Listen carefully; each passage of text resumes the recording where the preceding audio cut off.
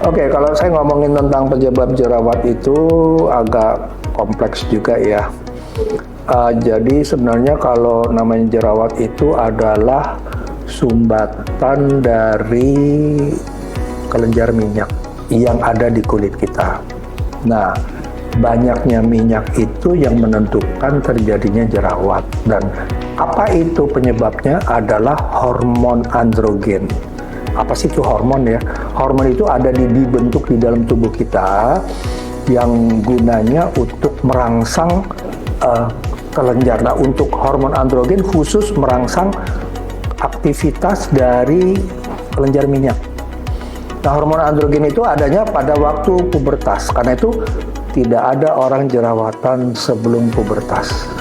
SD nggak ada orang jerawatan pasti.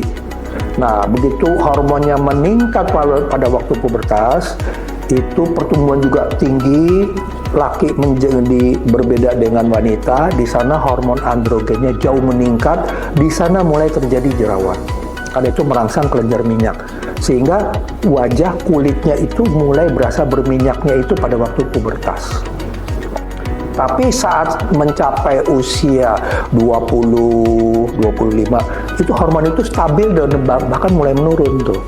Nah, di saat itu juga jerawat itu tanpa disadari usia 20, 25-an itu menurun dengan sendirinya.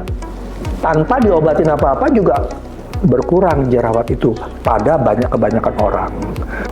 Nah, kemudian apa yang dialami oleh wanita yang itu biasanya jerawat itu akan timbul pada waktu mau haid karena hormon estrogennya menurun, yang kebetulan hormon estrogen itu anti androgen, itu menghambat jerawat. Nah, kalau hormon estrogennya menurun begini, jerawatnya seolah jadi agak banyak, androgennya lebih aktif sehingga jerawatnya menjadi keluar pada saat lagi mau mens. Tapi pada saat mens sudah selesai, estrogennya naik, itu anti androgennya naik lagi, jerawat itu akan berkurang dengan sendirinya. Satu. Kemudian kalau pada wanita atau pada pria juga kalau lagi stres, kurang tidur, kemudian lagi stres ada masalah, itu akan mengganggu hormon androgen sehingga akan terjadi jerawat pada beberapa orang.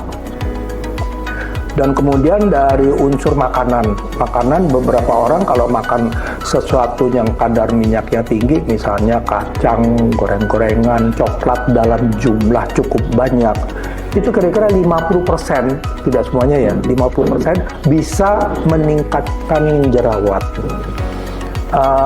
Kemudian jadi kalau orang itu juga bepergian ke daerah yang dingin subtropis, itu keringatnya juga akan menurun, fungsi minyaknya juga menurun, kulitnya tambah kering, sehingga jerawatnya akan agak berkurang. Tapi begitu masuk daerah tropis kayak di Indonesia, gampang keringetan, akan lebih gampang jerawatan. Nah, itu kira-kira kalau di kategori macam-macamnya penyebab jerawat itu, hal-hal itu semua yang menyebabkan jerawat.